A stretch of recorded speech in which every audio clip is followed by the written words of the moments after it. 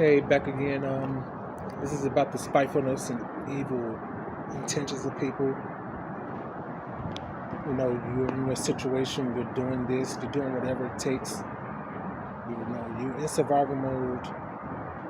And I know a lot of people say, you shouldn't be in survival mode, which I agree with. It took me a minute to realize I was in survival mode this entire little minute. But to get back to the topic, is that about the wickedness of people. Even in some Christians, they would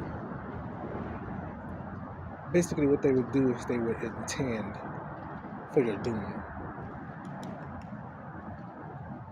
And you would be in this situation, so to say. And even though they're saying that they wish the best for you, that you wish to make it out, you can sense that that's not what their real intentions are. When you're highly sensitive, you can actually see through people. And I guess that is I say it's a gift, but it's also a burden because you get tired of seeing that as someone that is actually blessed with that to read right through people.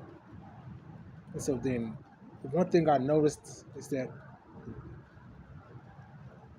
they, in a way, sense that you see right through them because they would usually give this face like they were trying to you can be conversating with them and then they're just slowly trying to back out of the conversation. So it's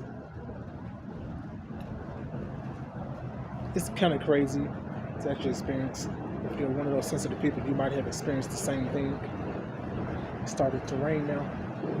Supposed to be storming today. But yeah, that's pretty much what I had to come and say about wicked spirits and souls. And one more thing is that people love to project onto you what they're feeling.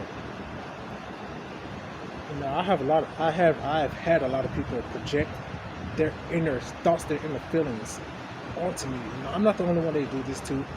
Like I said, other highly sensitive people are victims to this, and I don't know if they can vouch for it. I hope they can under this video, if this video makes it past the algorithm, censorship, whatever you want to call it. But yeah.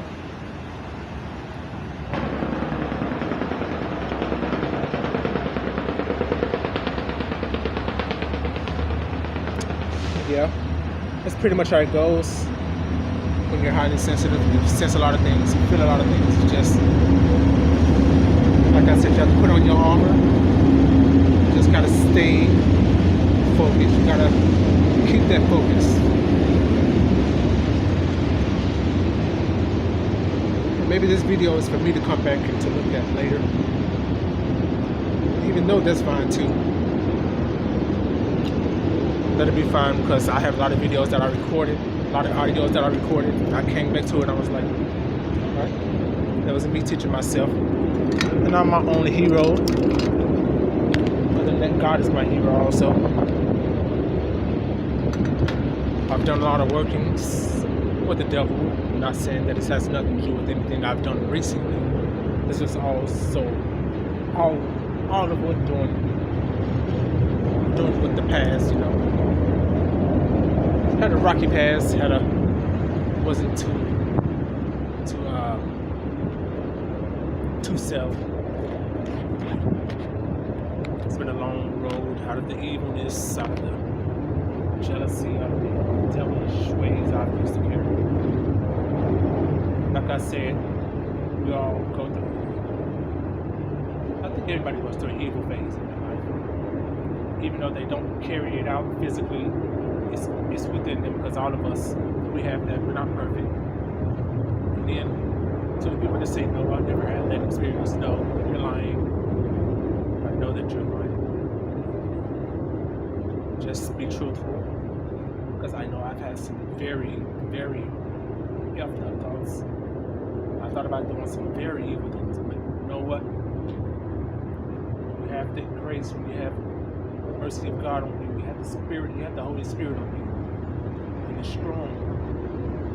we are able to fight that when we're actually tuned into that. So usually when I felt that way, had those thoughts, I got up and I walked a little bit. And I used to smoke weed a lot. So I used to do that when I had those thoughts. I used to, smoke, put off a blunt, pretty much. That would help me out. But like I said, I would walk. Walking really helped out. Just talk to God. I don't talk to myself most of the time, but just talking to God. So yeah. Anyway, that's all I wanted to say on this video.